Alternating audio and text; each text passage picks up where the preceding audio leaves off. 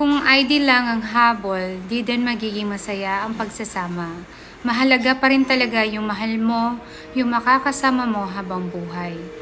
Okay, gusto ko po itong bigyan ng pansin kasi sa dami po ng mga nagbe-message sa akin, sa tingin ko, it's about time na malaman ninyo kung ano yung iba't ibang issue na nagiging problema ng mga kababayan natin dito, most especially those married to Taiwanese.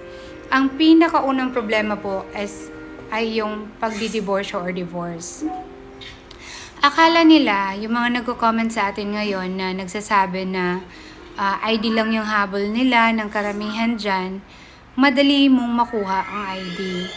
Dito sa Taiwan po, meron tayong tinatawag na sponsor system. Halimbawa, kapag dito ka magtatrabaho, kailangan meron ka talagang employer para makapagtrabaho ka dito.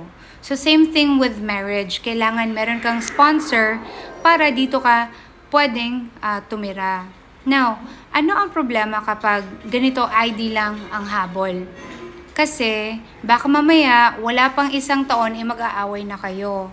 Ang requirement po dito kapag mag-a-apply ka ng Taiwan IDs, dapat 3 years for Filipinos, sa Chinese 7 years at marami pang ibang requirements sa iba't ibang lahi. So, we're lucky na 3 years lang po sa Filipino. After 3 years, kailangan mong may Mandarin class para isama dun sa requirements for the Taiwanese ID application. And then, maghihintay ka ng 1 year and a half for all the processes para makuha mo yung Taiwanese ID mo. Now, paano na kung hindi mo mahal ang kasama mo?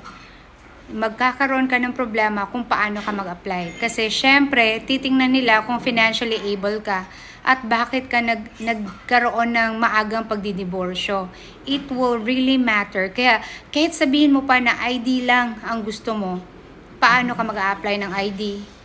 Syempre, madali yung may asawa ka, mahal nyo ang isa't isa kasi talagang smooth ang pag-a-apply ng ID. Paano ikaw? Kung wala kang asawa, divorsyada ka, tapos wala ka pang maayos na finances para sa sarili mo or sa mga anak mo. Kaya isip-isip din